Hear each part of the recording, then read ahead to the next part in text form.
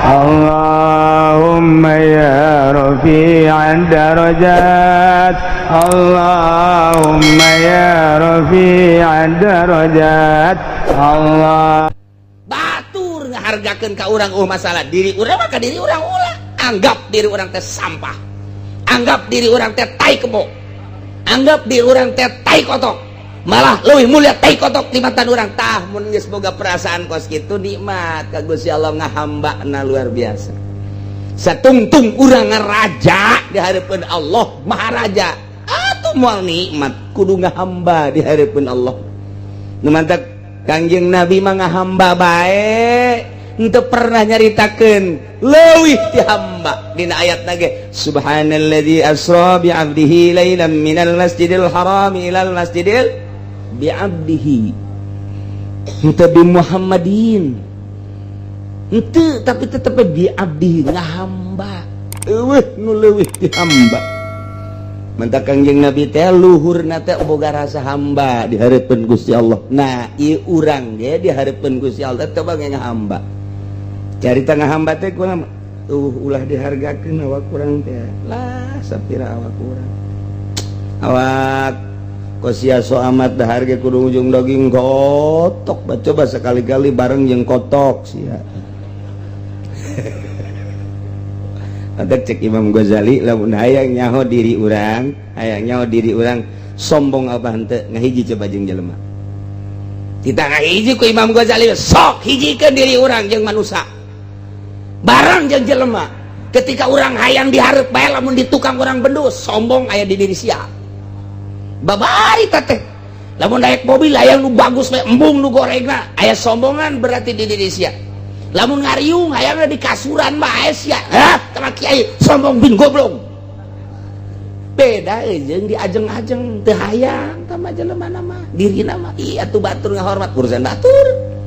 Tapi lamun urusan sorangan mah waduh datang kiai kasuran. Sia mah kos kitu sarua jeung calo ai. Kasuran ya, kiai mah teu bantes tadi kasuran. Bere cai. Weuh. Amus yang mah teu aya tutupan. Masya Allah, tutupan atuh tah make tutup make tatakan. Cak cenah meureun deuk nginum tatakan meureun. Tah eta kos kitu teh eta sombong teh. Ketika orang hadir haju awak orang hadir kieu bae henteu ditanya-tanya teu ditoel-toel di diri orang sial aing hadir ku hadirna nanya naon sombong. Hijikeun urang jeung batur coba ge lamun ngarasa akur bae dihormat sakitu teu dihormat sakitu diajeng-ajeng sakitu teu diajeng-ajeng sakitu bah geus mulai bagus. Malah mun dihormat-hormat teh urang ngazana muringkak bulu Mama al-alim al-allama al-fadil al-syekh tolong tuh belum amat sih orang keheul teh Allah maha uninga. Berarti orang kayak kieu Kiai Saifuddin yang terhormat Dokter Andes kurang hiji eta bang guys tinggalkan Kiai kos gitu mah bangpak boro-boro ndek ngaleuleuskeun batur pugunya nage heuras kos itu sombong. Hijikeun coba awak urang ketika awak urang teh hayang dihareup bae hayang dihormat bae hayang dipuji bae sombong aya di diri urang. Ketika akur mantep. Nah engke ge ngeunaheun salat teh ti dia ukuran diri urang kuari lamun urang asup ka restoran lain aing teu pokos kitu mah nya warteg balik potongan aing itu tuh nelayan aing mah tah eta berarti sombong asup ka warteg geus sembung tah eta boga rasa pas kitu teh ngahargakeun diri Allah uningaeun ka jelema nu ngahamba ka jelema anu ngapangerankeun diri mangerankeun harta mangerankeun makhluk mangerankeun benda hartina aya karesep sadian ti Gusti Allah. Nah ya Allah nyahun sing hade nu gaib nu gaib di Gusti Allah ma'alimul ghaib peting poek bongkleng buta rata di jero taneuh di tengah-tengah aya batu hideung di tengah-tengah batu hidung aya sireum ang letik-letik nasir ku Gusti Allah maka deuleu bae ku Gusti Allah maka nyahoan bae nu mantek ge sing hade ka bangsa hewan-hewan ulang mulai ngarayap lantaran urang dikanyahokeun ku Gusti Allah ukuran syariat na ukuran syariat sapira sireum teh geus paehan ge eueuhna naon sapira rambetuk paehan ge eueuhna naon sapira reuyit paehan ge eueuhna naon tititah malah hasarot teh paehan bangsa kalabang bayongbong bangsa kitu beurit paehan teteh sunah malah cak paehan tapi ketika orang inget karena kamu maha uninga Allah maha kawasa Allah maha segala-gala Allah orang isin bakal mun mangisireum mun bagi sireum urang dek dipaehan isin aing nyeun teu bisa maehan bae ajo ka aing can puguh nyoco can puguh henteu ku aing dipaehan isin amat ka Gusti Allah urang boga perasaan kos kitu Gusti Allah kuningan nu mantak ge silih tulung antara hewan jeung manusia antara hewan jeung hewan teh silih tulung aya sireum keur di luhur tangkal ka bawah angin teng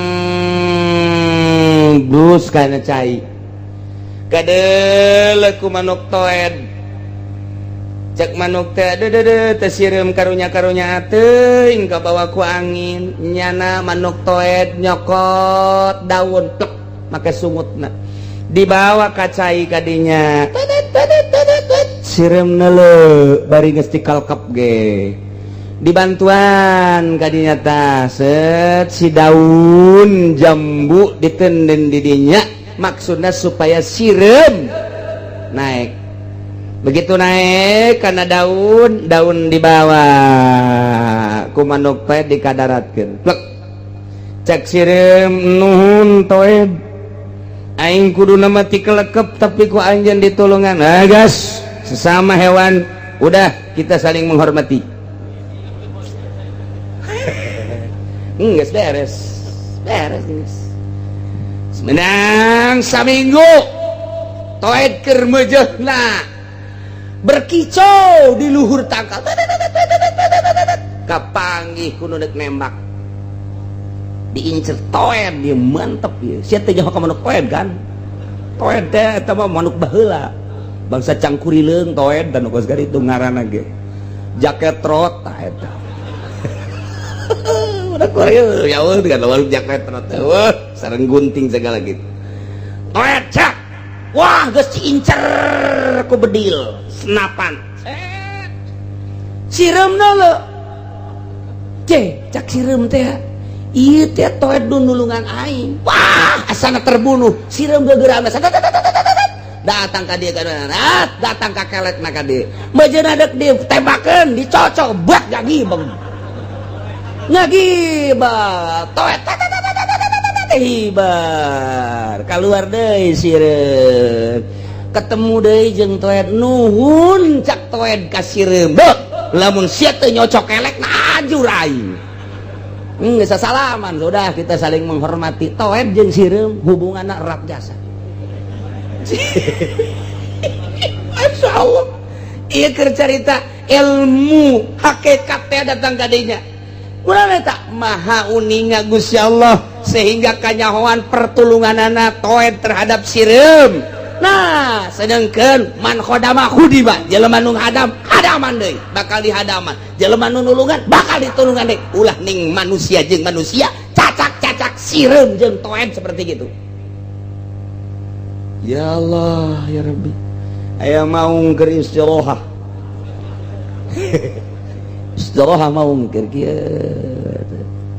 aya beurit kadinya teu nyaho maung lantaran nyana ditutupan ku sawareh amrang-amrang begitu ka dieu ka hulu maung deui ka hulu begitu cak maung hei teu nyaho sia aing raja oh cak beurit hampura tidak ada maaf bagimu raja singa cekel aku mau cak beurit teh hampura mau jaku lagi lamun nyaho tuan raja keur istirahah moal Bu sahan wani atuh ka tuan raja sia ka dieu naon sugan teh mah lain tumpukan tuan raja pajar teh mah atuh amrang meh kula keur mencari tuan raja cari naon makan jang abdi jang kula jeung anak jeung hampura bae agas we hampura deui nya moal terjanji naon janjina tapi di mana sia ngalujak deui kerekam sia boleh lah geus teu kudu janji jata memang pagawean di dinya geus beres balik bae beurit seminggu kemudian iya maung benang ku tukang ngalamaung jadi make kawat disebut kalabesat nyawan berapa kali kalabesat naon pakai kalabesat aya jaring kawat gede tot besi maung teu nyaho eta kalabesat liangna gede di jero aya daging begitu asup katabrak tate kunci jang ngoncikeun lawangna brek cek mau wah aing ieu beunang mong cek mau minta tolong sudah ngan bahasa mau mah mong nyaho kitu jauh lain dikira-kira bae gitulah Masya Allah kadengean ku kabehan cak hewan-hewan rasakeun siapa jahat rasakeun jahat siapa geus paehan habak wabeh ngadoakeun komo uncal mah paehan wabeh ngadoakeun paehan yos beres dibawa caritana ka imah nu ngalamau diteunun di hari jual berit aduh baheula nu nulungan aing deuk dikerekep henteu teh be aing mun baheula kunyana dikerekep meureunaan paeh anak aing terbengkalai meureunana kusababnya anak aing deudeuh jeung nyaa anak aing goledeg ku ari sareubeung ku aing deuk ditulungan bae datang ka dinya rit cak mau naon raja je sia di dieu ngahaja deuk naon tuh deuk nulungan tuan pan siapa ke nulungan aing pan pernah tuan nulungan kula waktu kula deuk dikerekep ku tuan raja cek kula hampura sebab kula keur mencari jang anak kula pan ku tuan raja dilepaskeun wah bener aja sia deuk nulungan deuk kumaha sia nulungan cara kula moal bisaeun batur ayo coba tulungan atuh aing ke tungguan penting beurang mah ujianna raja ajur kula ajur penting ke penting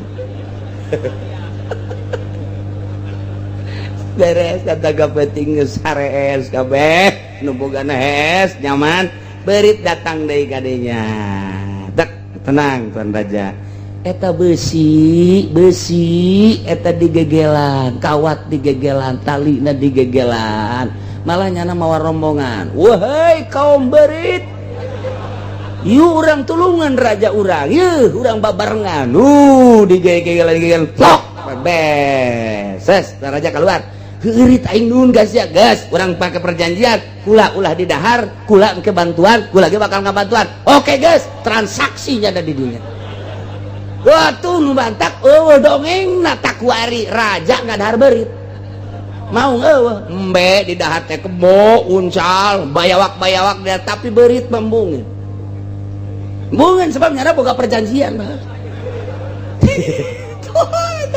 kuda eta dedeh jeung nyaa eta teh awal nama si maung ka berit kulantaran rasa ditulungan mantalanga tulinga jelema nu nulungan ditulungan deui masyaallah tah eta teh keur carita ilmu hakikat lain bae manusia anu sok tutulung ka batur saat-saat batur keur darurat keur masakat ditulungan ku urang luar biasa urang mere duit 50.000 100.000 kanu boga ai alhamdulillah ngan sakali paring alhamdulillah nama jaya nyana teh deuk dahar deuk nginum deuk pake ge ai bungah mah bungah bae jadi bere ieu tapi ketika aya nu fakir kamari can dahar kuari ieu dahar nyaho teu dibere ulah 100.000 10.000 Masya Allah ujian ngadoakeun ge sadeupa geus mah ceurik-ceurik 10.000 komo 50.000 mah geus 100.000 mah bisa kojot di dinya eta lawan ku narimakeunana tah Allah neleukeun teh uningaeun alimul ghaibi wasyahadah hatena kadeung ya Allah ya Rabbi gaib cak urang cak Gusti Allah mah henteu cak urang gaib mungkin cak Kangjeng Rasul mah henteu jagening unggal datang ge langsung dak tebak cak urang gaib cak wali mah henteu meureunanan fadl Allah bae eta mah ti Gusti Allah nyangakeun sadaya-daya ka Gusti Allah dibere kaleuweuhan ku Gusti Allah tah eta keur carita manusia jeung manusia digambarkeun toeb jeung sireum digambarkeun maung jeung beurit ya Allah ya Rabbi ku deudeuh jeung nyaah sangkilang raja singa tetep bae deudeuh jeung nyaah tuh nu mantak ge ku dibere mah Masya Allah pohara jasa ku dinyaahan mah pohara jasa ku didedeuhan mah pohara jasa tah eta teh kayahoan ku Gusti Allah nyana bangsa nyana ngobrol jeung bangsa nyana bangsa sireum ngobrol jeung bangsa sireum bangsa monyet ngobrol jeung bangsa monyet bangsa domba ngobrol jeung bangsa domba bangsa hewan ngobrol jeung bangsa hewan ai baheula mah kapan keur carita zaman sakadang urang ge kan bisa ngobrol jeung bangsa hewan-hewan ngan kabelah dieuna terus aya perjanjian bangsa hewan mah terus henteu bisa komunikasi jeung urang kecuali jeung bangsana deui tah eta teh kanyahoan ku Gusti Allah mah urang mah teu nyaho monyet jeung monyet ngobrol horenganan nyana keur kikituan mah horeng keur trisno keur cicintaan nyana mencrok di dieu ieu mencrok di dieu kitu haju gugubrut horeng di jero nama I love you say bahasanya anak urang teh nyaho ya karim atuh eta ge embe sarua bae horenganan eta ge keur sarua bahasanya anak ta eta teh bahasanya anak kurang mah gaib ku Gusti Allah mah teu gaib ya Kangjeng Rasul ge nyahoeun ka bahasa onta nyahoeun ka bahasa sapi Kangjeng Rasul ge nisbat di urang mah gaib nisbat di Kangjeng Rasul mah henteu komo di Gusti Allah mah atuh cacak hambana nu deukeut ka Gusti Allah kagaiban tirai kagaiban dibuka ku Gusti Allah waliullah ge anu dibukakeun tirai kagaibanana komo Gusti Allah na alimul ghaibi was syahadah tinggal deketkeun bae diri urang ka Gusti Allah Masya Allah lamun Syekh Marupil Kurhi manehanana ti Iran ti Irak dek ka Iran berangkat begitu datang ka Iran ti Irak ka Iran baheula mah hiji teteh wari mah jadi dua negara Irak Iran Khorasan baheula mah ngahiji teteh jeung Baghdad jeung Irak wari mah dua langsung datang ka Iran dek mondok begitu dibuka dina tasna aya sireum Samarupil Kurki kieu Samarupil Kurki ngalamun tafakur kakarak dek mondok geus bisa tafakur pan pohara urang mah geus dayutan ku ari buangkotan geus incuan 24 can pernah tafakur guruna lantaran urang mah nyana merenung kieu pecek Samarupil Kurki anjeun sireum ti mana andai kata sireum ti negara Iran kuring teu berat tapi lamun anjeun sireum ti negara Irak meureun anjeun boga anak meureun anjeun teh boga incu meureun anjeun boga emak meureun anjeun boga abah sakumaha kaula manusia sedih ninggalkeun anak ninggalkeun lembur kuring teh pangker ka negara Iran ieu teh ari dina hate leutik secara manusiawi mah tetep bae ieu teh berat ninggalkeun Irak kan kulantaran rek masantren rek ngaji demi ilmu Allah tapi sedih ieu age anjeun mun ti Irak dibawa ka dieu meureun sedih amat moal waka kumaha kula mandek tafakur bae ka Gusti Allah jeung endek ibadah bae heula hayang nganyahokeun anjeun sireum ti mana salat zikir dibere ilham ku Gusti Allah langsung nyana ngobrol jeung sireum ditanya sireum anjeun ti mana lain ngobrol kos kitu beker carita doang dibahasakeun urang mah ngobrol kos kitu cak sireum saya dari sana ya tak masih beti sama kos kitu mah ngobrol dari hati ke hati ngobrol nah temen kos kitu bahasa wali mah mentek kewalian mah teu meunang ditembongkeun ku isyarah ge cukup boro-boro bahasa wali bahasa cinta ge cukup ku isyarah itu aya awewe di dia urang ting teng deh atuh cukup baik bahasa cinta ge cukup ku mata bahasa cinta ge cukup ku isyarah atuh kumaha bahasa wali.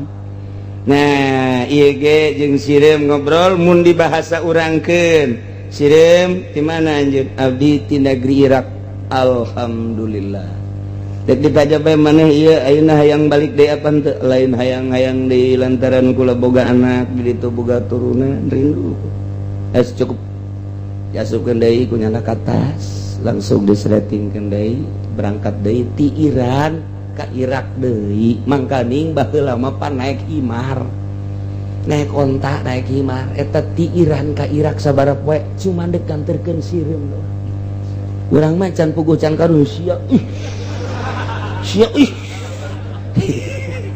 ieu carita ilmu hakikat jauh asa urang kunaon eta teges diberes sebagian ilmu Allah alimul ghaibi wasyahadah nempel di Syekh Marupil Qurhi keur merasakan nyana teh ku bahasa sireum cak urang mah gaib jacak Syekh Marupil Qurhi bang teu. Ya Allah, maha kawasa Allah, maha segala-gala Allah. Ketika hamba geus dibere ku Gusti Allah, ese nyaritakeun anak. Moal ka bendung ujianana ketika Allah geus mere. Boh ilmu, boh harta, boh kanyaho tentang gaib. Gusti Allah nu maha uninya, Gusti Allah nu gaduh, Gusti Allah nu boga, nyagakeun sagadaya-daya ka Gusti Allah sampai ngobrol jeung sireum. Tadi mah manuk jeung sireum hewan tama.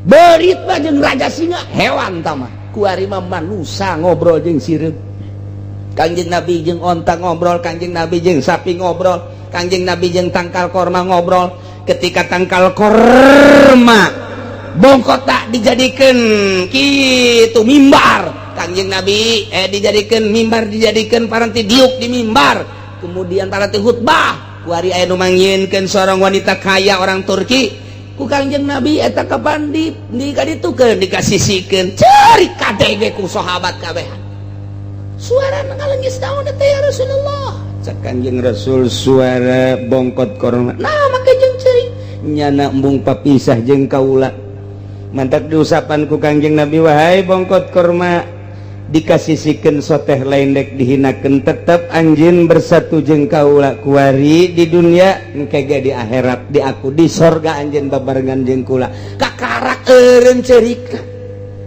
nu matak eta hese urang lamun geus caritakeun ka dinya aya seorang ulama damarna cempor bae padahal mah geus listrik damarna cempor wae dibangmulikeun nu bagus eta deui dipake bangmulikeun nu bagus eta deui dipake tanya kapan kebenaran nu nanyana anakna ditanya ku anakna abah kurang eta teu dipake kajian teh di sisi bae pan abah make cempor bae sia mah teu nyaho eta cempor teh ya amanat ka abah sanajan geus make nu bagus kula mula ditinggalkeun lantaran ieu urut abah sia cenah tuh teu kahartieun kan ku batur urang lamun ngobrol kos kitu pajar dukun wah teu mah kieu jadi dukun teh kos kitu mah kita mau ngobrol jeung gelang bahar kajen kuku mage segala combong segala naon tuh beda dukun jeung karomah dibukakeun tirai kegaiban ku Gusti Allah alimul ghaibi wasyahadah wa huwal hakimul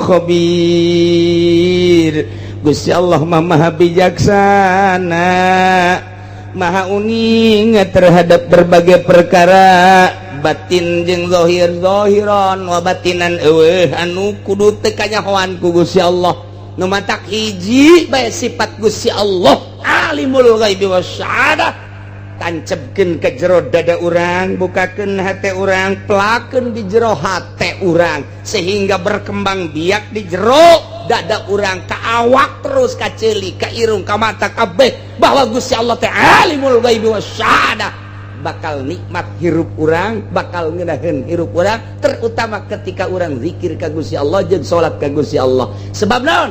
Geus aya sifat Allah nu nempel di diri urang. Dibere ku Gusti Allah, usahakeun ku urang. Mulai balik ngaji cicing di imah.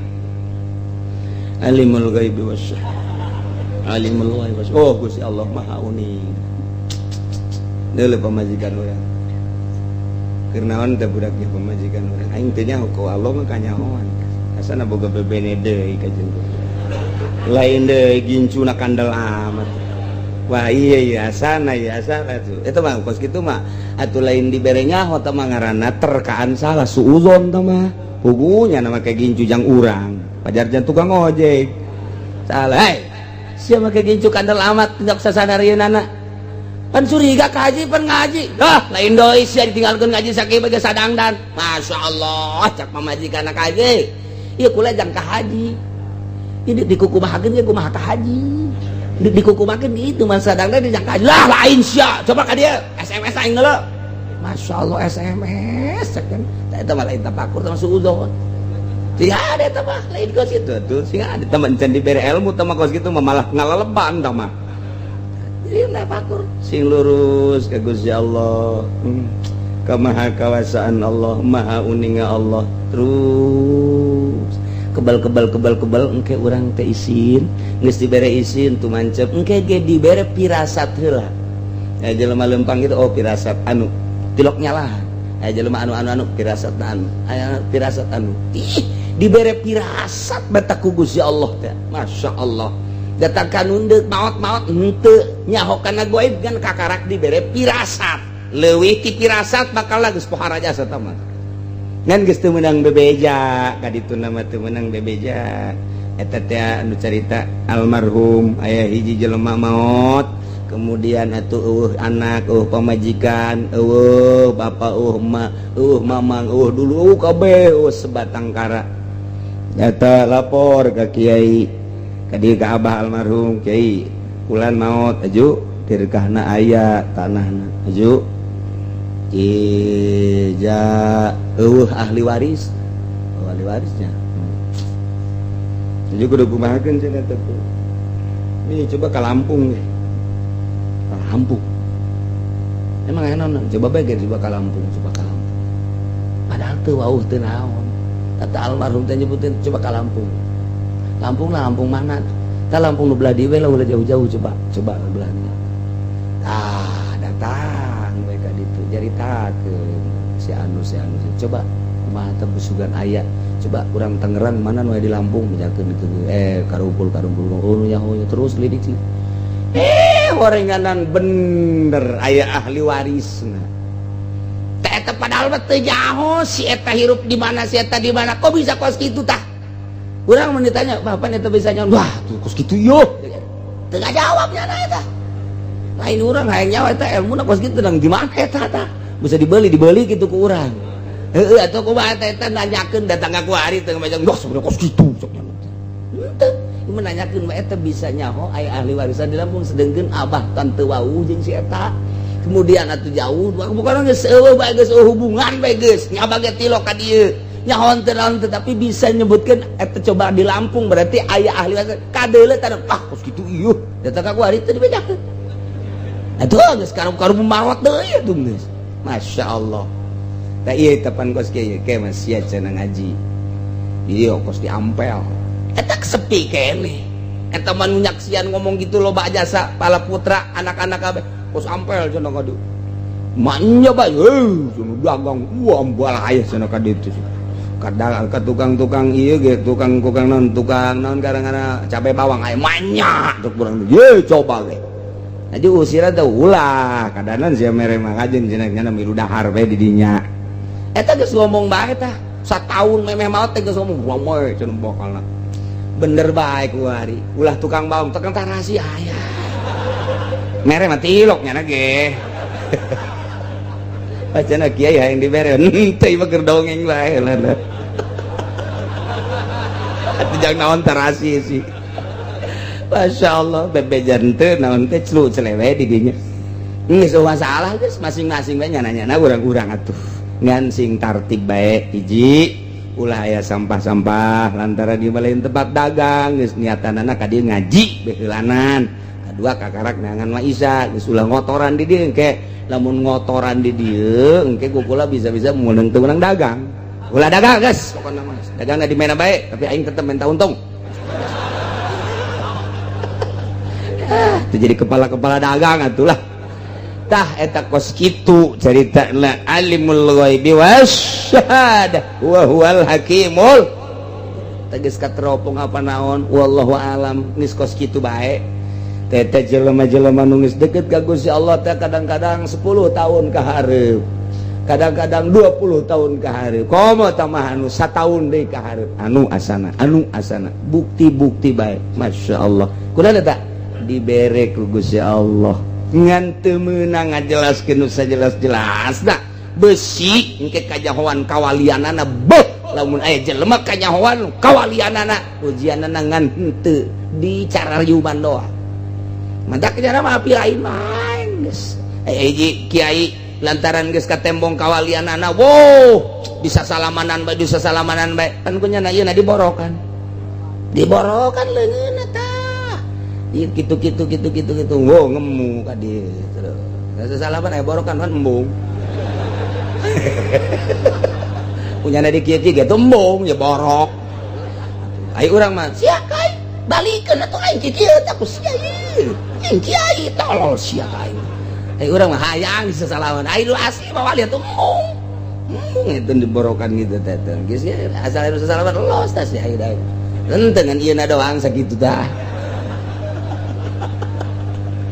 ya embung anu asli mah teu hayang di sasalamanan teh emang kumaha kitu teu hayang isin ka Gusti Allah isin encan meujeuna asana di sasalamanan encan meujeuna asana di kitu-kitu teh boga isin makin ka ditu makin isin makin ka ditu makin makana akhirna mah kos kitu nyanana tadi borokan teh di anu supaya arembungeun ai urang mah lain malah ngajak engke sasalamannya kayaknya aju cium tangannya sehingga ada sia ulah kaliwat barokah aya wali nyebut barokah ka sorangan gantung habak ya kos gitu ieu tah eta kos kitu ya alimul ghaibi wasyahadah wa huwal hakimul sabir tah ieu engke ti dieu urang mulai minggu hareup bakal ngadongengkeun Kangjeng Nabi Ibrahim alaihis ieu bakal na ieu dongeng Kangjeng Nabi Ibrahim ujianan nu ngabesan rugi ujian ieu mah gitu panjang dongeng ieu moal tamat datang ka 3 minggu ieu mulai ieu dina Al-Qur'an ku ari urang ngadongengkeun Kangjeng Nabi Ibrahim alaihis salam geus besi minggu hareup deuk kondangan diheula-heulakeun lantaran ieu moal kabangi deui mah angel jasa ka balik deui teh angel oh luar biasa komo nu kolot mah moal balik deui kabul modar nya atuh wa idh qala Ibrahim li abihi azara wallahu a'lam billahi minasy syaithanir rajim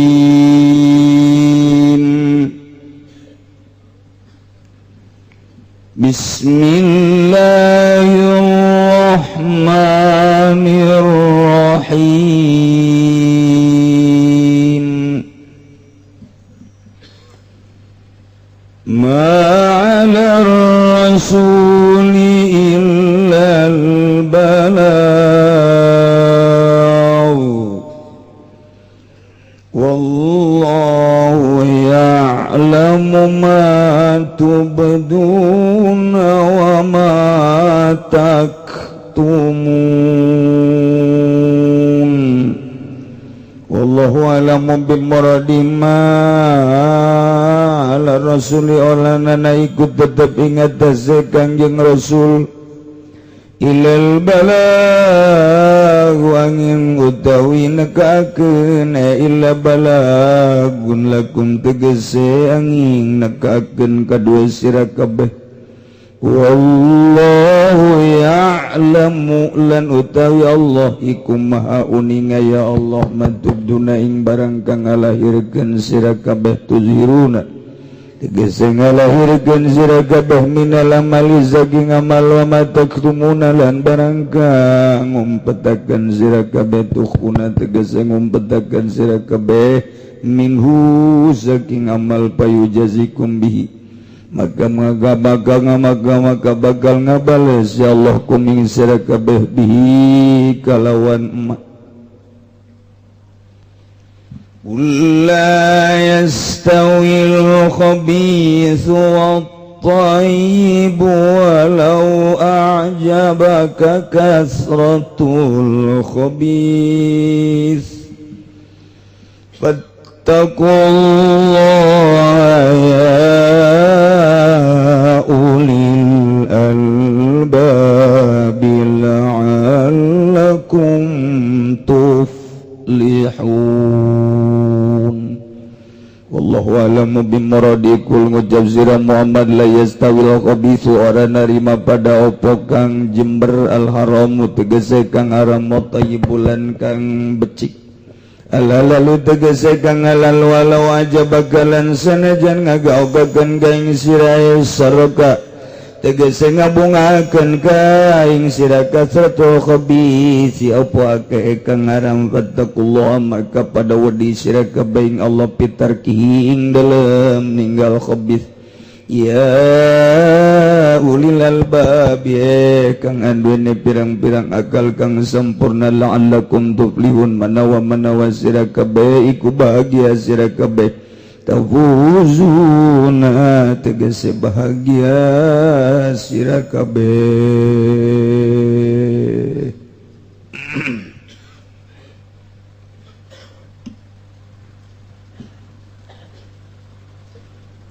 Saur Gusti Allah ma'alar rasuli illal balagh wallahu ya'lamu ma tubduna wa ma taktumun.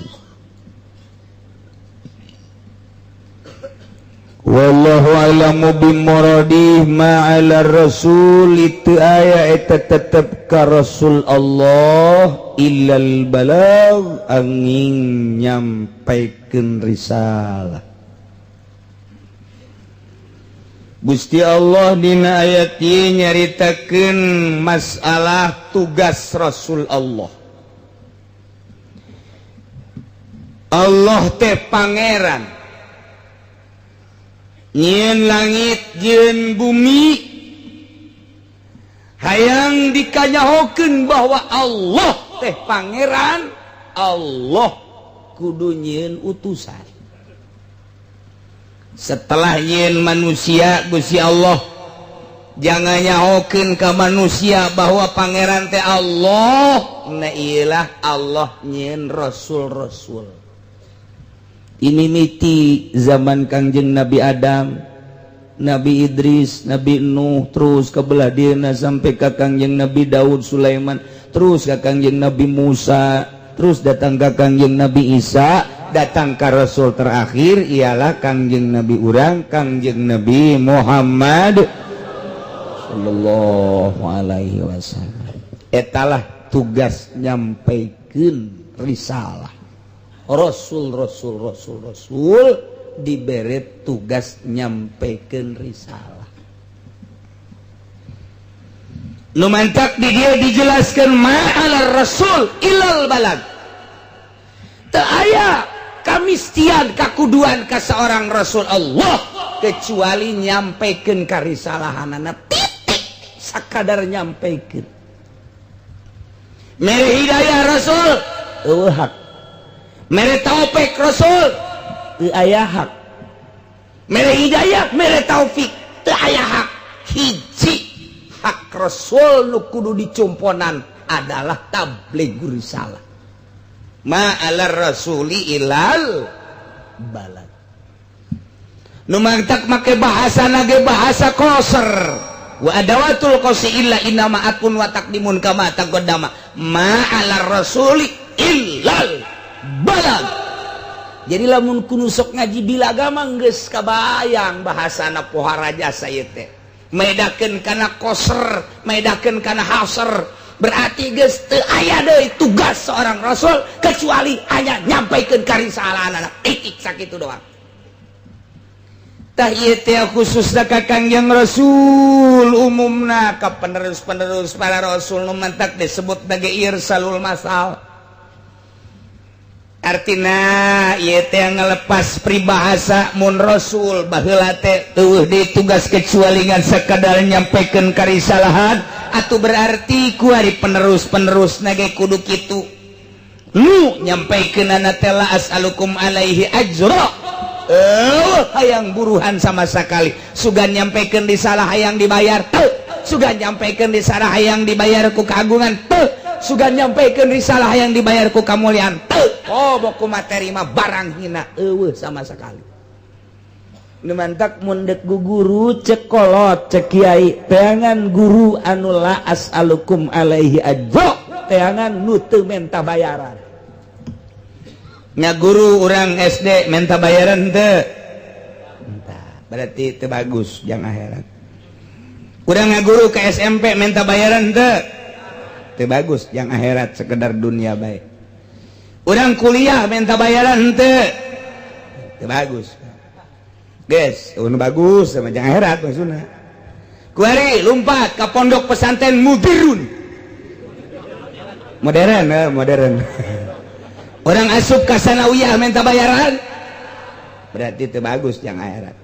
Aliyah minta bayaran, itu bagus berarti yang akhirat. Kak Uin,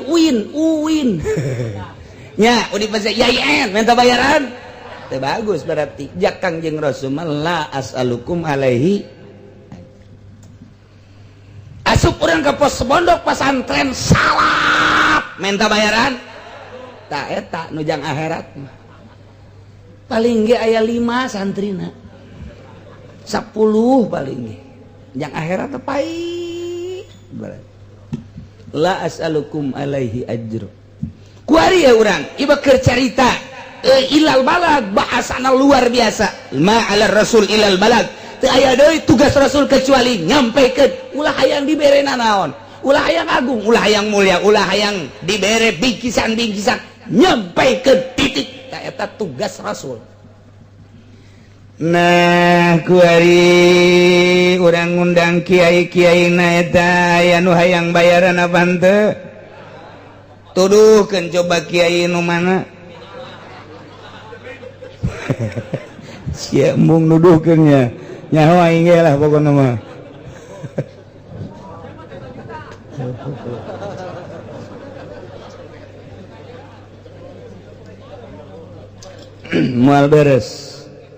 Moal beres agama dicekel kuno jelema minta bayaran moal beres. Beneran lain lalagaan ayat ieu mah peuheur, ayat ieu mah luar biasa. Dibaca ku kiaina keur muludan, tidak ada tugas rasul kecuali hanya menyampaikan. Dan rasul semata-mata hanya menyampaikan risalah, tidak minta bayaran. Itu adalah rasul. Dan itu pun harus dilanjutkan oleh penerus-penerusnya. Di antara penerusnya adalah ulama-ulama, termasuk di dalamnya saya hanya menyampaikan, tidak ingin bayaran kecuali pulang pakai ongkos. Mal beres tak kiai itu. Benci tak kiai kos kitu tah. Seren. Lain deuk kaluhurkeun agama tamata. Lain deuk kaluhurkeun agama nu kos kitu mah kiai nu kos kitu mah endek nyeun dapur. Kiai hayang meuli mio, hayang meuli sekupi.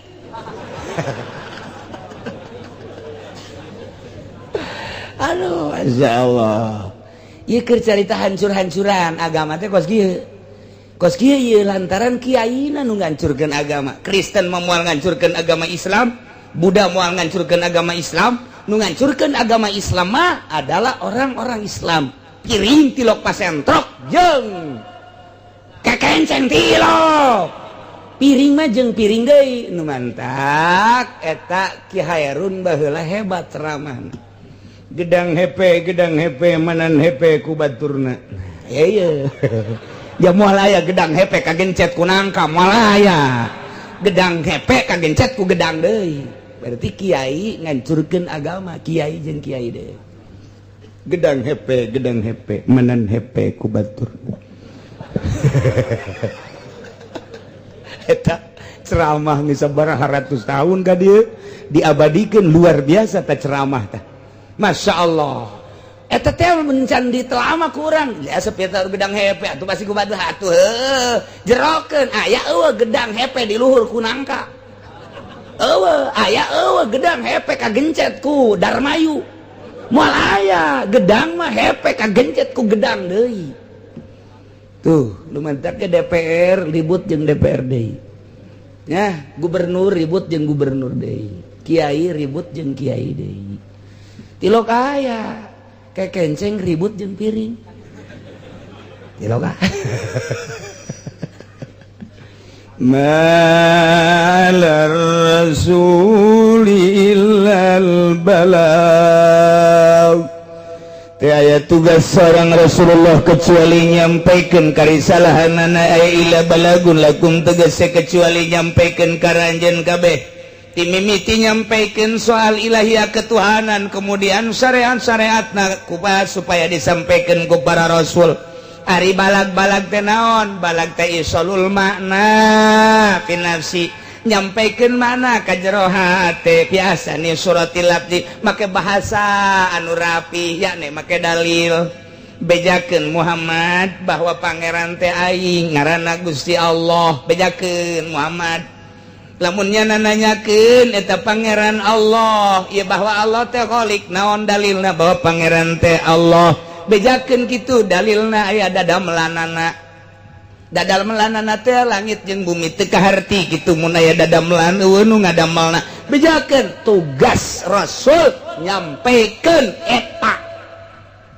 Bejakeun ku ari Muhammad ka jelema-jelema anu geus iman ka aing bahwa aing teh pangeran. Bejakeun aing mere syariat Islam hiji ieu teh kudu syahadat 2 salat 3 puasa 4 zakat 5 munggah haji. Bejakeun Muhammad dibejakeun ku Kangjeng Nabi. Rukun iman aya 6 bejakeun Muhammad rukun Islam aya 5 bejakeun tah tugas Kangjeng Rasul ngabejakeun eta ka umatna. Kangjeng Rasul na 14 abad anu silam parantos pupus dicanda ku Gusti Allah dilanjutkan ku para sahabat teger la as'alukum alaihi ajr perang sekalipun aing mah semata-mata deuk nyampaikeun nuturkeun Kangjeng Rasul hirup agama. Sahabat sirna dilanjutkan ku para tabiin sarua masih hanet keneh cak tabiin la as'alukum alaihi ajra aing mah deuk kembangkeun agama nyampaikeun pangeran teh Allah deuk nyampaikeun rukun Islam rukun iman. Dilanjutkan hanet ku tabiin terus dilanjutkan ku atba tabiin der kuari aya di TV One dakwahnya nama ke udeng-udeng, dakwahnya nama ke pakaian necis, dakwahnya na dipapagkeun ka unggal daerah, dakwahnya na ka unggal kota, dakwahnya na ka unggal kampung. Wah, make tarif. Pakai tarif ya teh DP 2 juta. DP dakwah 2 juta. Motor ge kuaringan 500 DP. Dakwah 2 juta. Mahalan dakwah ya. Ijeng motor, bahkan kuari motor aya nu teu make DP acan. Tah, ieu mah geus make DP. Pulang kudu 15 juta, aya nu 20 juta. Masya Allah, minimal 5 juta. Tak ieu deuk dakwah ngadakwahan saha jeung bakal kumaha agama ka hareupna. Kieu lah kehancuran agama teh. Lantaran henteu nuturkeun ma'alar rasuli illal balag. Mendek abah kolot kula didoyong kadadengekeun bae ai nyurah. Lamun maneh dikersakeun jadi kiai aju ngaji ka unggal majlis salim atawa ka unggal masjid atawa maneh diundang tukang ceramah titip mun maneh beki rokok naon mawa di imah ulah sok menta di tempat ngaji. Mun maneh beki ngopi bawa kopi berikut jeung termosna. Mun nu ngaji dagang kopi sia di ditu. Eta pohara jasa kunaon eta lantaran ngabulidkeun dakwah dek ngaji ulah sok kitu nyieun riweuh ka urang ditu. Ieu mah masyaallah datang ka ditu ada teh manis yang gede teh manis. Beres teh manis, kopi. Beres susu. Rokok dan lain sebagainya. Riweuh teh lain deuk dakwah tama kos kitu.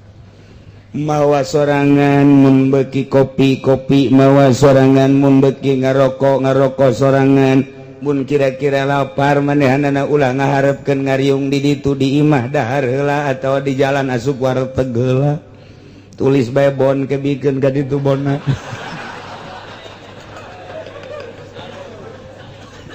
Teu beres deui bae. Jadi kuari mah kiai teh ngariweuhkeun batur.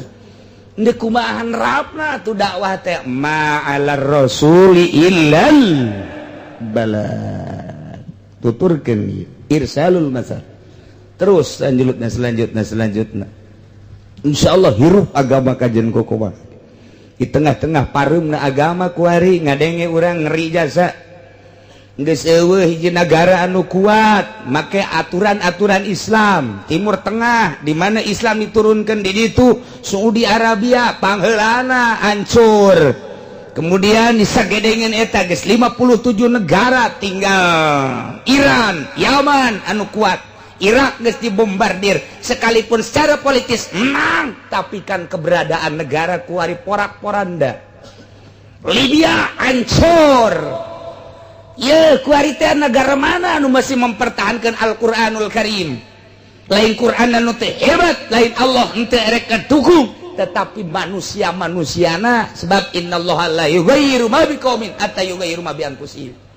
Jelema-jelemana ieu anu buang kawara. Ini miti secara struktur di organisasi teu beres. Kemudian kuari secara politik na ieu itu birokrasi geus teu ceureuh. Secara perorangan anak kiai jeung kiai adu kekuatan.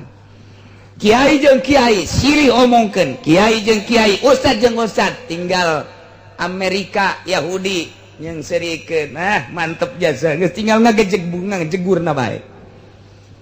Dibaca, didengungkeun tapi persatuanana henteu aya. Ketika orang nyaritakeun persatuan, inget ka Gus Dur, bersatu dalam kelompok apa? Bersatu dalam organisasi apa? Bersatu dalam wadah apa? Urang teh ngan saukur ngomong mari bersatu, tapi dikondisikeun henteu. Di mana urang dek bersatu tuh?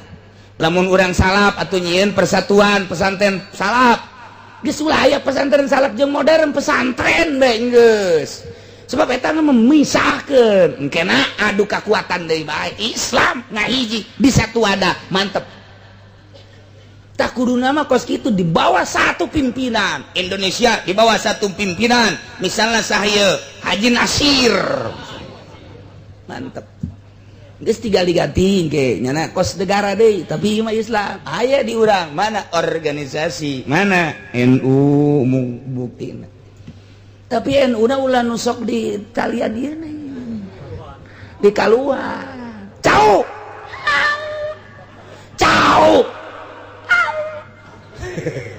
Ditarik atuh nu kos kieu masal di Paraban di Kombongan ngising di dinya ki di dinya geus poho ka anak buah ka ditu kumaha perkembangan NU. Nah iyalah urang nasib urang teh kos kieu kuari mun urang ningali internasional hancur, kuari ningali negara urang aya mah aya Muhammadiyah, aya NU jeung aya organisasi-organisasi nu lain, tapi kan henteu ngahiji. Urusan lebaran bae Muhammadiyah kieu NU kieu kunaon teu bisa dihijikeun? Pan Qur'anna eta keneh, hadisna eta keneh, iyalah na gedean hulu doang antara Muhammadiyah jeung NU. Buktina kos kieu mantak naon dihijikeun? Ieu teh nagara urang.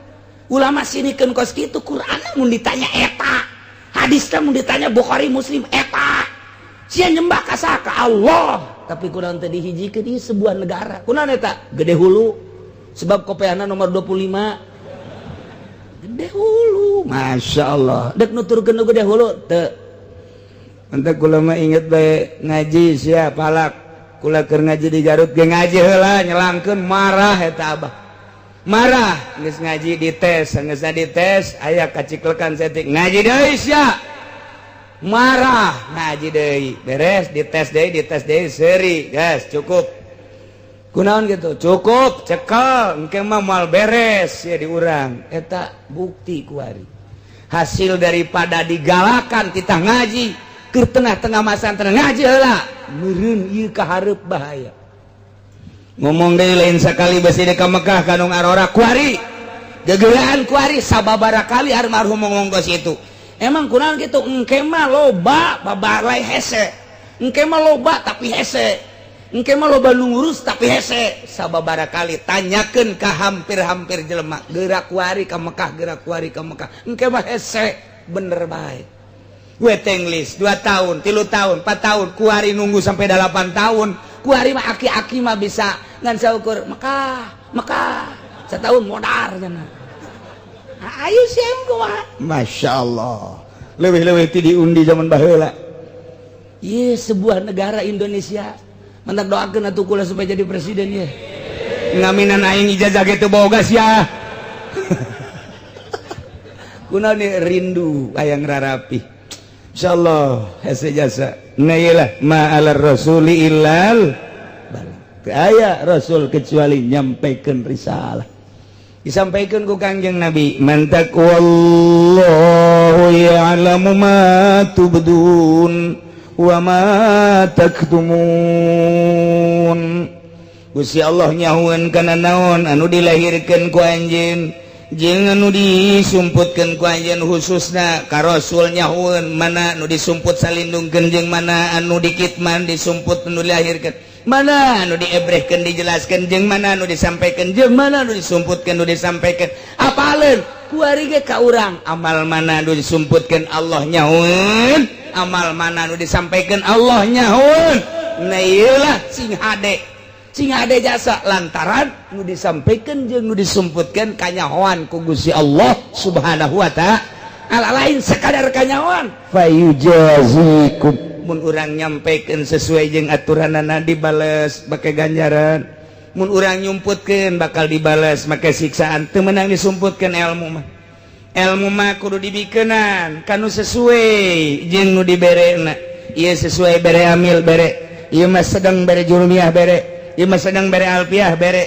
ieu mah sedang dibere syariat bere ieu mah geus mejeuna bertorikoh bere ieu mah geus sedang dibere hakikat sampaikeun sebab Kangjeng Nabi ge ieu mah syariat bae sahabat mah ieu mah dipanggil Hudzaifah ta'al Ali ta'al Abu Bakar ta'al dibere tama ilmu hakikat jeung sederetan ulama non sahabat-sahabat anu lain teu sambarangan Kangjeng Nabi nu ieu mah cukup salat bae mane mah asal salat 5 waktu teu kudu jeung sunah geus eta malah pokona mah sia mah sorga bae salat doang teu kudu jeung sunah geus sorga lah meureun kadeuleunan nya mah eta waduh berat jasa nama kos jelema menta wiridan teh ka kiai batur mah dibere jol sia eta mah kula menta wiridan geus sia mah hees bae wiridanna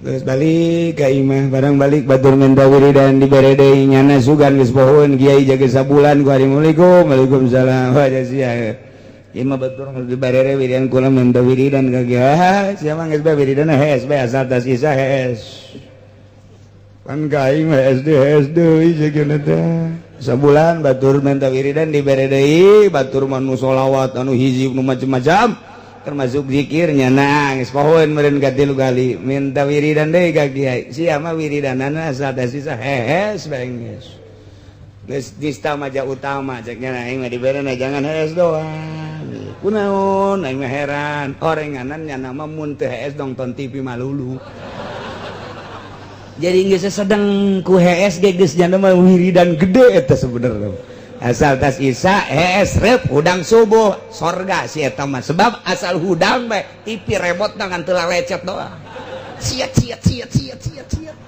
TV geus nu bagus guys ya naon garang-garana nu leuwih ti TV teh ngomong atuh sia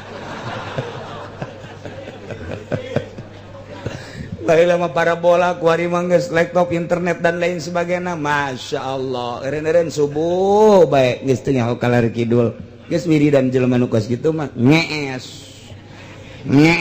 eta cek urang sepatan mah rawal kidang mah ngees hebat bae geus sakitu teu ma'alar rasul ilal balag.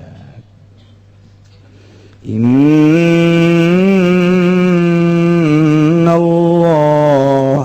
qul la yastawil khabithu wat tayyib walau a'jabaka kasratul khabith wallahu alam bimuradih. Kul tugas anjeun Muhammad bejakeun sampaikan la yastawil khabith wat tayyib teu akur khabith jeung thayyib. Bejakeun Muhammad bejakeun sampaikan ku Kangjeng Nabi la yastawil khabith wat tayyib. Baheula di Mekah di Madinah geus disampaikan, datang suarana ka Mesir, ka Irak, ka Iran, ka Yaman Timur Tengah, datang ka Eropa, datang ka Australia, datang ka Indonesia. Kuari ku urang kadenge Muhammad bejakeun ka ahli-ahli Cilongok, ka ahli-ahli Pasar Kemis, ka ahli-ahli Cikupa, ahli Balaraja, Sepatan, Serang, Pandeglang, khususna Banten, umumna malah anu halaladir ngararaji be di dinya sanajan ngajina handapeun tanggal Ambon mad bejakeun mad, sanajan belah kulon mah bari ngararopi be ngaroka kajen mad bejakeun mad. La yastawil khabith wat thayyib gitu, teu akur khabith jeung thayyib. Naon khabith? Khabith ditafsiran di dia haram, thayyib ditafsiran halal. Bejakeun Muhammad ka umat anjeun teu akur kitu haram jeung halal. Beda. Ke jurusanana haram mah neraka, halal mah surga. Bejakeun. Sasakalana ayat ieu di antarana kieu diturunkeun di hiji lalaki nuzila fi rajulin sa'ala Rasulullah sallallahu alaihi wasallam. Hiji lalaki tumaros ka Kangjeng Rasul, ya Rasulullah innal khamra kanat tijarati. Gusti Rasul, hampura dagangan abdi mah dagangan minuman keras, bir, arak, abdi mah dagang teh eta bae. Dagang teh eta wa ini jama'atu min baiha malan. Abdi bisa ngumpulkeun harta tidak penjualan barang haram tersebut. Geus leumpang ieu teh geus berjalan ya Rasulullah, geus aya kanikmatan. Abdi dagang arak teh geus bantep jasa.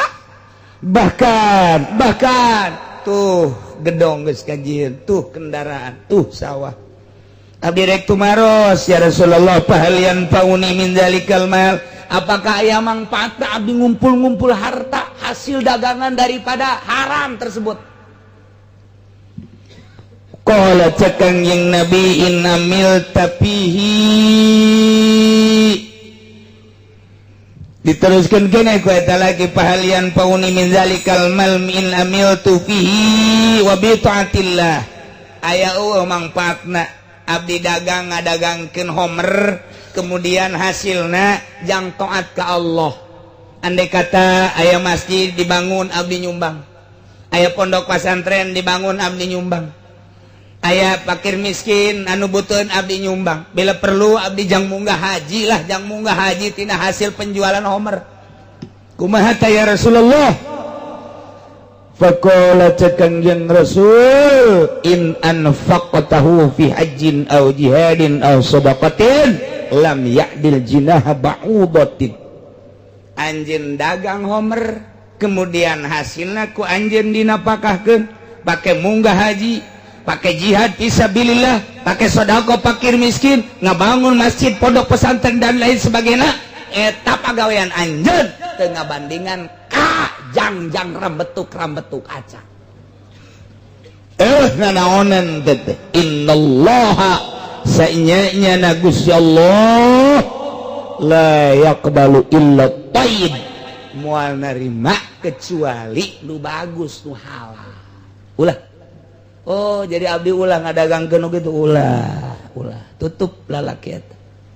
Geus atuh ai diharamkeun ku Gusti Sugan teh mah Jaya menunginum nage orang kafir iya abdi mah dagang teh jang minuman orang kafir be jaloba Yahudi ya Yahudi mah teu kakenaan ku hukum Islam nya nama marabok be atuh abdi dagang jangan dagangkeun nage teh mah jang Yahudi ieu teh sugan be aya mangpaatna pake munggah haji ku abdi teh pake sedekah cak Gusti Rasul teu aya mangpaatna boro mangpaat gede jang anjeun di dunia di akhirat di dunia nage geus teu aya sabakatul hibr aja eueuh nanaonan barang haraman mentak sampaikan Muhammad la yastawil khabithu wat-thayyib teu akur barang halal jeung barang haram jeung barang halal walau ajabaka kasratul khabis sanajan ngapoharakeun ngabitakeun ka anjeun lobana haram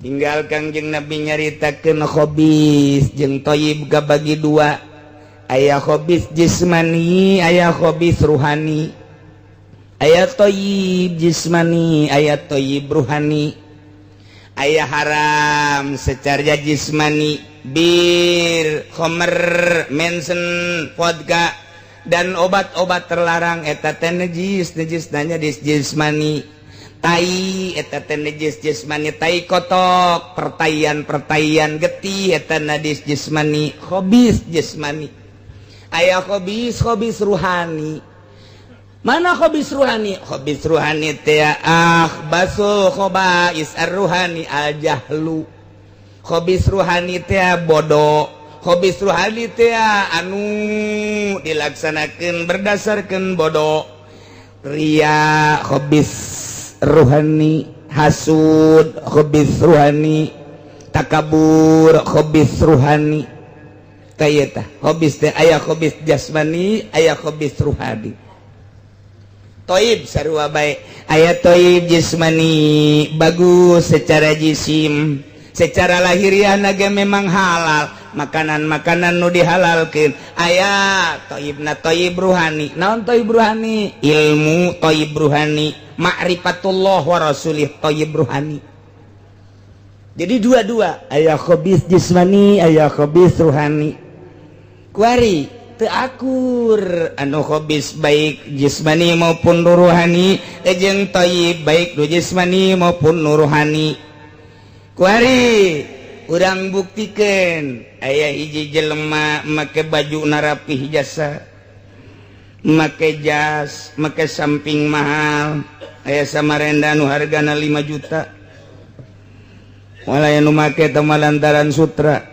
eta anu ilahar baelah 1,5 juta atawa 1 juta terus pakai baju batik Pekalongan hargana murah ngan 15 juta malah nu meuli di Cikupama nya nu meuli nage di mingguan 50.000 ngahutang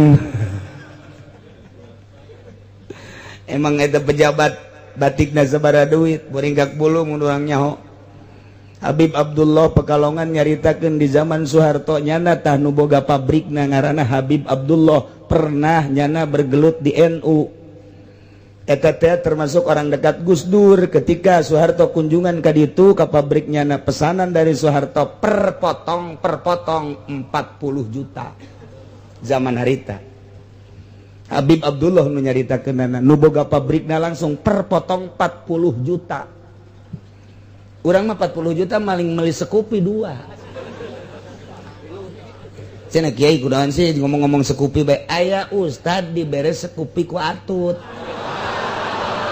jadi aing kada dengekeun bae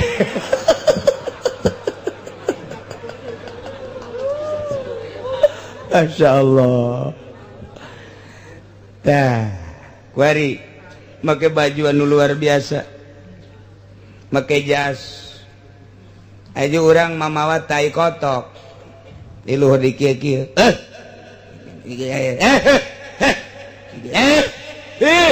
awas ya teh najis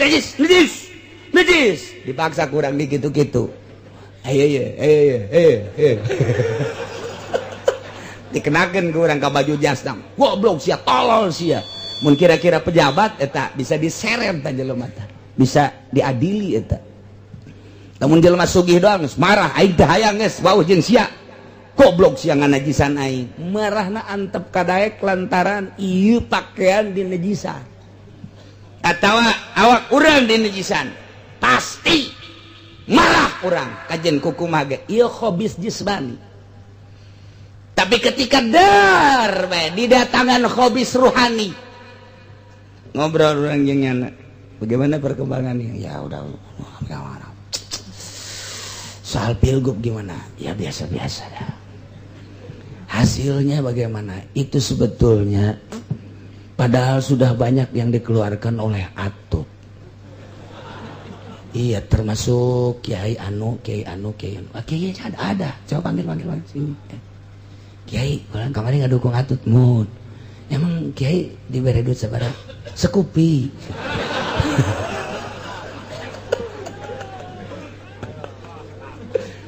Eta kiai, eta pejabat, lamun dibere dioleh santai kotok marahnya nak. Tapi eta kiai ketika dibere khobis ruhani, sekupi ti Atut, hehehean, huhehehe, pasang ku sia otak, khobis ruhani ta. Beres ya dah ngomongkeun batur, anu. Timbul rasa takabur, khobis ruhani di jero dadana, di jero hatena, di jero otakna. Pinu teu pernah nyana teh ngalengis. Toel ku tai kotok marah. Toel ku ari ku tai urang marah. Sarua bae. Marah bae. Wari ngecek kiai bae heula di kiai. Kiai geus sabaraha tahun ieu ngajar. Aduh alhamdulillah ya 15 tahun mah cenah. Santri ya 50 mah alhamdulillah lah cek teh insyaallah. Ya tuh kiai mah kiai bae paling ngariung nyalateun bae lah penting mah cek teh menang ridho Allah bae mantap tah kiai teh. Kadang ikut ciling ngageleger mantep. Kiai iya aya bir ya haram. Haram teman. Bo. Iya hampura kiai kula boga ieu aya 2 stick mah. Naon eta? Ekstasi. Haram.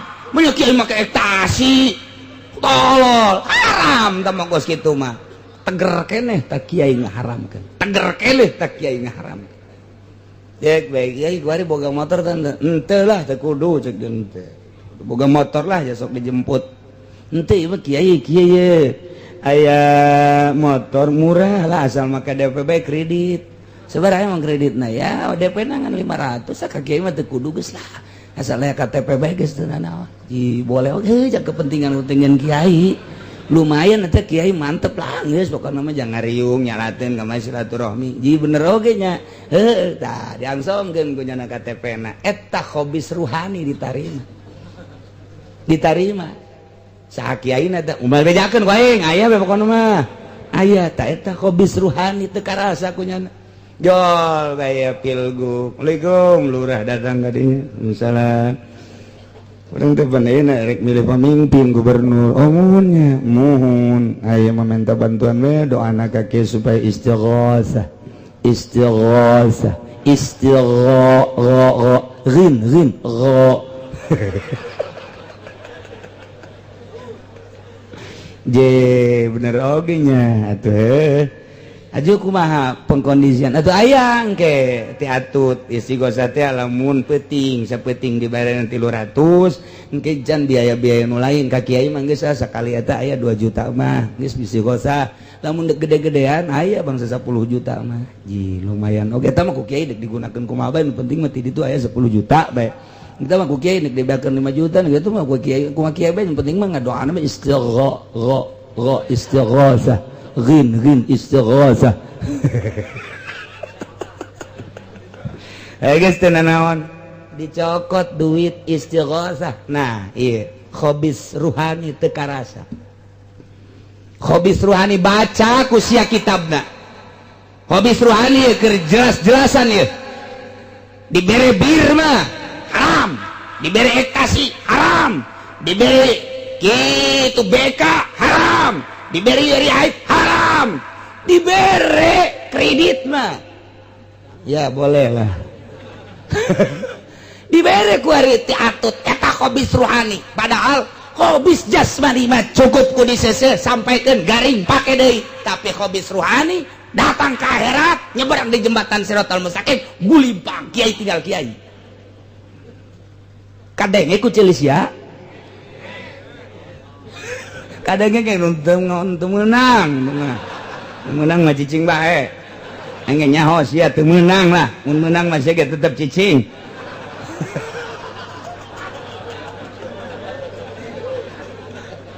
hobis ruhani ya Allah ya Rabbi awas aya hobis jasmani aya hobis ruhani encan riyana encan takaburkeun bae mah urusan ahli tasawuf ieu mah masih kena pikih keneh hobis ruhani lain lalagan ya kos kieu mulai geus kuari beres pilgub santri teu bartah di pondokna nyanana henteu tentrem datang deui konsultasi ka kiai nu rada luhur Waalaikumsalam ye ja kiai muhun naon tuh kiai henteu aya naon ngan ieu kunaon meureun barang mantas pilgub hiji eueuh katenangan jeung eueuh katentreman nomor kadua santri ceuling cincat bae ieu teh ji naonnya coba kiai Jepang istikharohankeun teu beunang ku kiai di istikharohan janyanana tatadina henteu blak-blakan kieu kitu mungkin eueuh tatadina 50 turun 30 turun 20 turun deui nyanana ge henteu tentremkeun bae heula urusan santri mah mah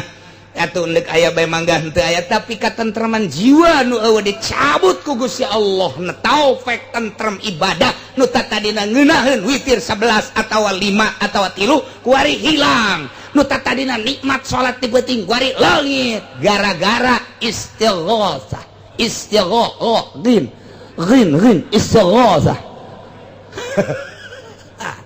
hanya 10 juta jeung sekupi hiji cabut ku Gusti Allah naon eta hobis ruhani asup ka jero awakna geus puguh baheula di zaman Golkar sabaraha kiai anu terbunuh ku Golkar terbunuh karamahna terbunuh maunahna terbunuh daekna terbunuh leuleuina terbunuh kakiaianana hancur ku Golkar lain Golkarna tah hobis ruhani nu nyulusup ka jero awakna berat ieu mah ta ieu la yastawil khabith wa tayyib cukup Gusti Allah ngitah ka Kangjeng Nabi Muhammad sampaikan kul bejakeun ka urang Cikupa ka urang Pasar Kemis ka urang Blalaja ka urang Serang urang Pandeglang urang Rangkas Betung bejakeun la yastawil khabith wa tayyib wih cenah puguh dengan 500 kemudian urang menang sekupi menang meo walau a'jabaka kasratul khabis sanajan ngapoharakeun sanajan ngahengkeun nganehkeun lobana haram tersebut nenden duit 10 juta biangna diantep kurang di bank urang nyokotan taina doang ngeunaheun woh kabita walau a'jabaka kasratul khabis mah khabis bae depositokeun ku sia di bank ngeundahan ku ari dahar modar sia sok geura nyebrang di jembatan Siratal Mustaqim ngagulimpang sia lantaran naon aya hobis ruhani di jerona naudzubillah min zalika min zalika ieu hobis jismani mah katayan seseh kanejisan seseh katay kotokan seseh awak bisa disabunan kurang masih cabun capluk beres selesai selesai guys mun kana hulu atuh make kitu naon kitu ngaranna sun silek lah orang Amerika ieu aing mah teh izin ngomongna aslina bahasa kos kitu ja tah geus beres selesai seseh garing pake deui tapi hobis ruhani mungkin datang ka paeh dicabut taufik ku Gusti Allah naudzubillah min zalika man zalik nu kamari kabere nu keur ieu kabere istighfaran aya keneh jalan nu mentak ngaji ge urang teh supaya nyaho jalan na ieu duit 10 juta teangan deui bikeun deui ka nu merena bikeun deui ka nu merena mun dibere motor bikeun deui ka ditu cenah ieu mah ikhlas taipodol sero ikhlas ikhlas-ikhlasan bikeun hobis ruhani tamah nu kos kitu cenah geus dibangunkeun ka pondok ulah kadeuleu ahengna jeung agrengna pondok runtuhkeun eta pondok bikeunan batana kanu merena ka ditu nyieun sia tihang awi mun hayang bener-bener manfaat lain lalagaan la yastawil khabisu wat thayyib sing hade ieu lain leutik-leutik masalah ieu ayat ieu teh dumantak sabaraha kiai hancur khabis ruhani nyurusup ka jero teu karasa dibere ku camat teu karasa dibere ku bupati teu karasa dibere ku kandidat teu karasa set nyulusup istighfar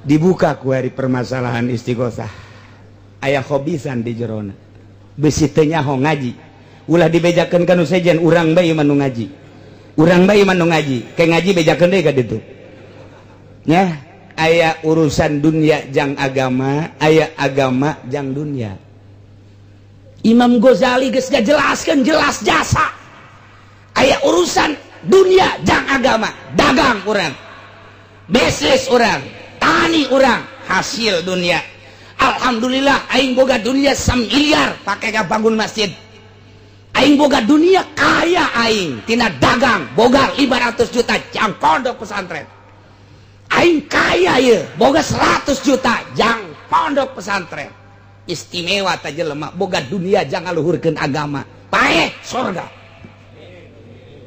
kuari tibalik agama jang dunia agama jang dunia yuk urang maca sholawat nabi baca sholawat istighosah agisuni dan lain sebagainya urang istighosahan panggil kiai panggil ustad panggil santri dibiayaan beristighosa ibadah tata istighosa jang atut istighosa jang WH istighosa jang lurah istighosa jang partai gerak modal marakas ya kahartin teu supaya ngarti ya aing ye aing teu keras ya teu ngarti bego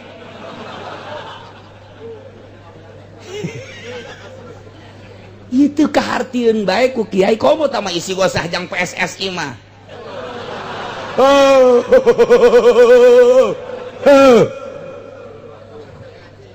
dengekeun tah aya dunia dipakai istighosah jang akhirat surga aing boga jabatan ieu mumpung aing keur ngajabat ku aing dek dibangun agama yuk ku aing dek didorong kiai supaya aya kemudahan jabatan aing jang agama surga menggunakan fasilitas jang agama nyen strategi jang agama aya anu ngabangun gereja teu ditandatangan ku aing aya anu ngabangun pesantren tanda tangan ku aing surga eta keur carita ngagunakeun jabatan wewenang wari aing boga dunia jang masjid hasil dia dagang aing mah dagang jang agama jang masjid jang pondok pesantren jang fakir miskin surga dibalikeun kuari istighosah salawat nabi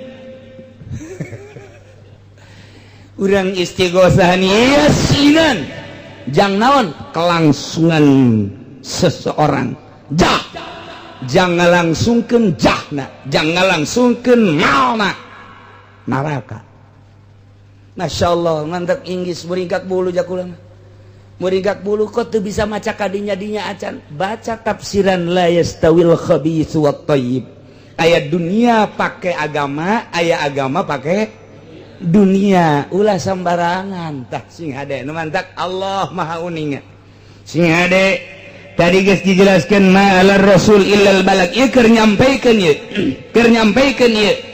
ieu teh penyambung lidah daripada Kangjeng Nabi sampaikan hul bejakeun haji uci kusia ka jamaah bejakeun la yastawil khabis wat thayyib teu akur khabis jeung thayyib bejakeun cek jamaah alhamdulillahirabbil alamin balik ka imah aya nu datang deui Waalaikumsalam itu mana kula tidinya di Jati cenah teh itu naon di tas ieu duit bisa di pimpinan kula Golkar cenah kumaha atuh aya diterima bae atuh teh keureun teu na bae atuh masalah ieu mah ikhlas ieu mah nitip bae di dieu doana doang ieu mah masalahna sabaraha duit teh teh aya 15 juta mah Scoopy mana teh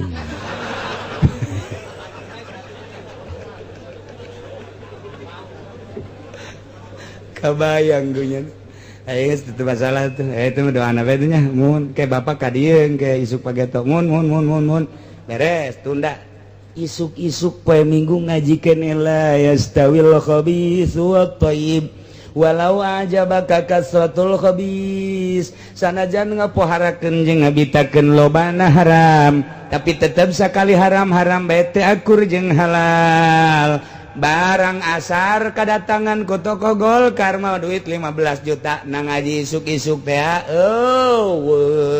bahkan peutingna malam Senin diajak istighosa tekad vita setik-etik acan aing mengadenge kiai bahasa istighosa lantaran naon nyaho jero na Imam Ghazali geus ngabagi sing hade urusan dunia jang agama jempol urusan agama jang dunia neraka sia.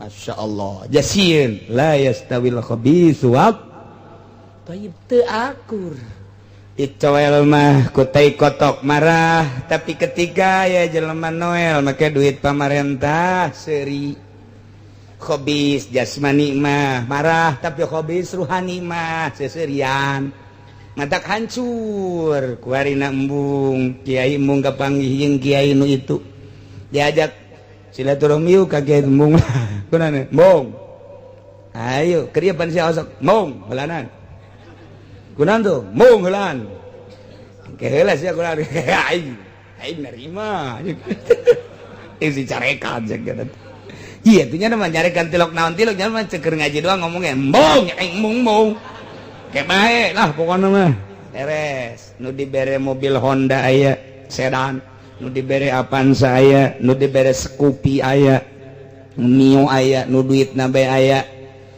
kuari deulekeun sabulan 2 bulan setahun 2 tahun lantaran maknana khabis ruhani mimiti bana karempes haju mengkol kasenggol mesina kuari henteu dioprek mogok ngajentul bae tungtung nama di bengkel atau mobil Avanza atau Honda atau Scoopy digantung di bengkel nage santri eueuh hate dicabut tentrem mobil pamerena aya di bengkel geus tinggal kumaha bener kamari mah teu boga motor teu boga mobil tapi ku nikmat isuk-isuk mawa takrib jeung santri bismillahirrahmanirrahim paslon tawe upas di alun-alun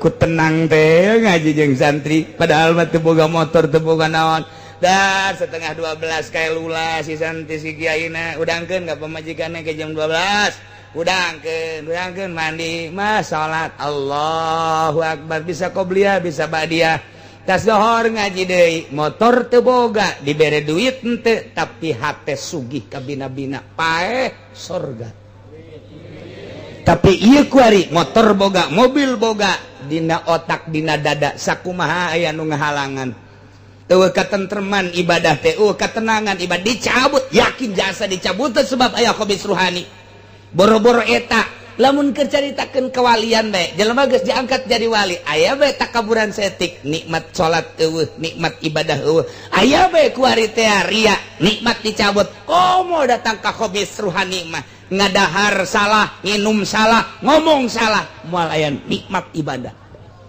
gitulah iya khabis ruhani la yastawil khabis wat thayyib walau ajabaka kasratul khabis sanajan ngapoharakeun ngabitakeun loban haram tetep bae teh akur haram jeung halal urang lain dititah lobana tapi dititah teh neangan anu halal nu bagus lantaran lain jang poya-poya jang kelancaran hirup di dunia wal akhirah nah ieu bejakeun Muhammad takur khabis baik hobis jasmani maupun hobis ruhani jeung thayyib baik thayyib jasmani maupun thayyib ruhani. Kumaha lamun kieu bae atuh kiai ayeuna mah dibere duit ku atuh teh 30 juta ku ari pake munggah haji pan munggah haji mah eta mah urusan thayyib atawa diumrohkeun bae atuh ku atut ku ari mah atawa ku presiden atawa ku saha bae mah ye nu latar belakang teh eta berbagai-bagai kepentingan pilkada teh pilgub teh atawa kandidat naon bae diumrohkeun pan umroh mah ibadah nya duit nah model kos kitu kumaha tak kiai tak kumaha siap kunaon nanya ka aing atuh